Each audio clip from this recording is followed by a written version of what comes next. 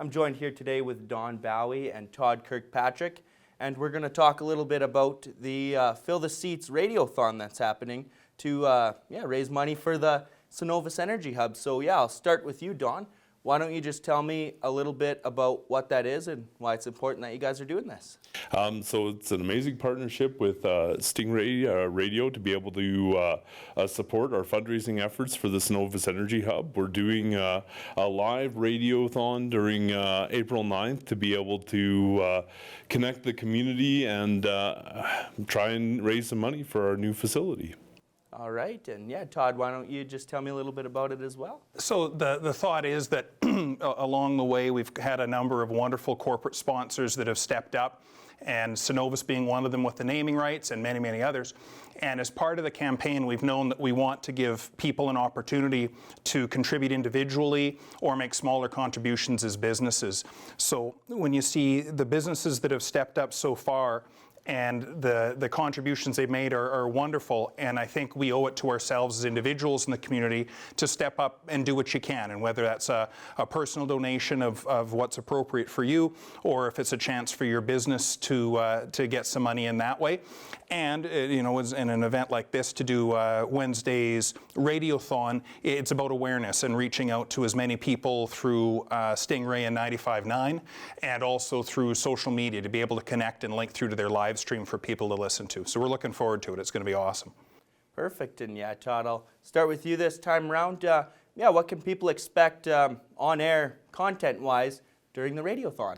During the day, there'll be a lot of the normal programming you'd get. So if you're a loyal 95.9 listener, you're still going to get what you like. But also, it's an opportunity to share information about the project and also hear from a lot of the people that will be impacted by it. We're going to hear from young athletes that'll get to play there next year, and kind of a range of people that are excited about the project. It's about awareness and the excitement that we're all looking forward to. As Todd mentioned, we're going to hear from a lot of athletes and people who will be looking to use that facility. We're also going to hear kind of community-focused stories and folks who are involved from that community aspect. So coaches, people who've had kind of amazing stories, and people who are wanting to support this initiative through sponsorship. So the wonderful companies that have stood up to help us support our fundraising for our new facility.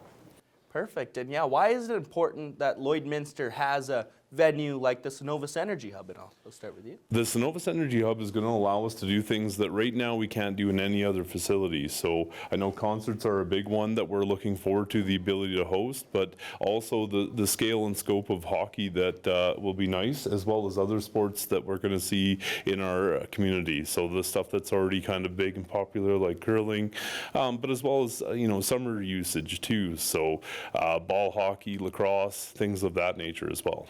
Yeah, it's exactly what Don says, and I think it's just a bigger scope of that stuff. I think I'm looking forward to global, world-class curling events that can happen there. I think the rodeo community has an excellent opportunity to get back into a facility here in Lloydminster. It's been a while since there's been something, the Civic Center, I went there as a kid, but this facility, I think you can bring that back, and there's a big opportunity to do it. And then, like we said, like Don mentioned, the concerts, we're all excited for that next level of performer. The Vic Juba Theatre is a perfect facility. It's a 500-person facility, and this gives us that range of something a bit bigger, and to attract some artists that want to bring more of a stage show, and some names that we're all going to be excited to think, wow, I didn't think I'd get to see that artist that I love in my community. Everyone's looking forward to that. All right, and perfect. I've got kind of a double question here, so I'll ask you the first part, Don, and then I'll ask you, Todd. First, do you guys have a goal in mind for the amount of money that you want to raise through this radiothon? Not a hard goal, just again, wanting to, reach out to the community and to kind of highlight that individual, donation to kind of help support what our wonderful sponsors have already done. So like Todd mentioned, whatever, is reasonable and able to give, and as a personal goal, absolutely. Awesome. And Todd, what are some ways that people in the community can help the Cenovus Energy Hub come to fruition?